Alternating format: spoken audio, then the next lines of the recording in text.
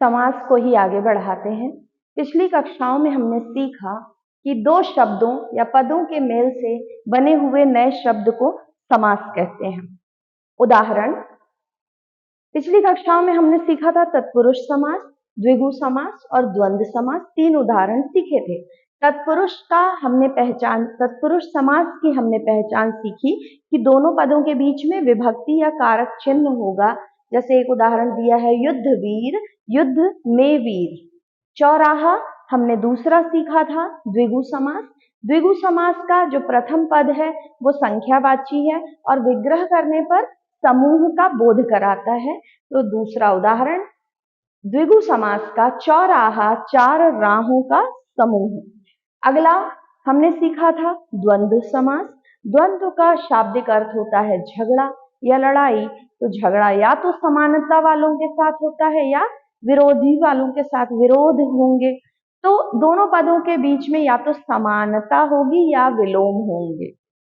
तो और दोनों पद जो हैं, दोनों शब्द जो हैं वो जुड़े होंगे इस हाइफन से या इस डैश से या इसको कहते हैं योजक चिन्ह, और इसका विग्रह होगा और तथा एवं से।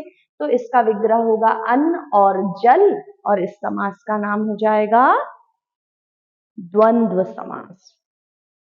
अगला उदाहरण है हमारे सामने, इसे कहते हैं कर्मधारय समास।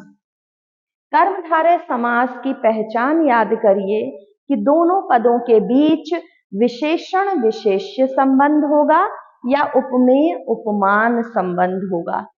दोनों पदों के बीच विशेषण विशेष्य संबंध होगा या फिर उपमेय उपमान संबंध होगा।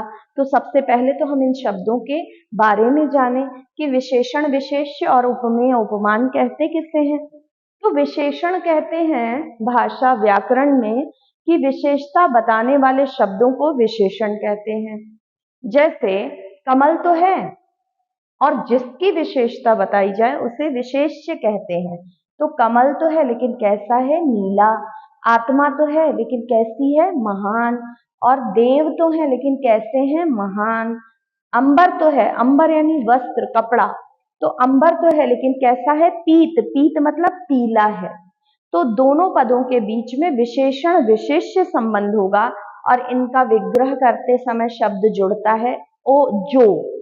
तो हमको परीक्षा में ये प्रश्न मिला कि निम्नलिखित पदों का विग्रह कर समास के भेद का नाम लिखिए। तो हमको अगर शब्द मिला नीलकमल तो हमने उसका विग्रह किया, नीला है जो कमल। नीला है जो कमल, कर्मधारय समास। महान है जो आत्मा, कर्मधारय समास। महान है जो देव, कर्मधारय समास। और पीला है जो अंबर, अंबर मतलब वस्त्र, कर्मधारय समास। ये स्पष्ट हो गया। अब हम आते हैं उपमेय उपमान संबंध पर।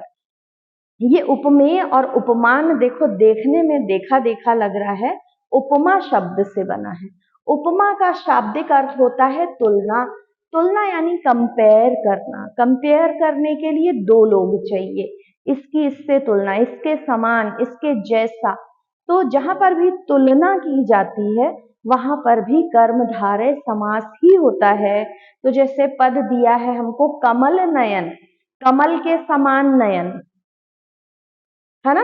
घन श्याम, घन मतलब बादल काले, घन श्याम काले बादल। घन की तुलना काले रंग से। घन इतने काले हैं, बादल इतने काले हैं, जैसे श्याम, श्याम की तुलना घन से। चरण कमल, चरण कमल की तुलना, चरणों की कोमलता की तुलना कमल से की गई है। तो यहाँ तुलना है और इसका जब विग्रह करते हैं तो पद जुड़ेगा के समान। कभी भी विशेषण विशेष्य या उपमेय उपमान संबंध नहीं पूछा जाता है, लेकिन हमको याद करने के लिए पहचानते कैसे हैं उसके लिए ये लॉजिक जो है वो पता होना चाहिए कि कर्मधारय समास में दोनों पदों के बीच या तो विशेषण विशेष्य संबंध होगा या उपमेय उपमान संबंध होगा। अब हो सकता है परीक्षा में ये प्रश्न दिए जाए और प्रश्न आएगा कि निम्नलिखित पदों का विग्रह कर समास के भेद का नाम लिखिए। तो हमने कमल नयन को का विग्रह किया, कमल के समान नयन। ये देखो विग्रह में ये शब्द जुड़ेगा ही जुड़ेगा। कमल के समान नयन अर्थात कर्मधारय समास। घन के समान श्याम कर्मधारय समास। कमल के समान चरण कर्मधारय समास।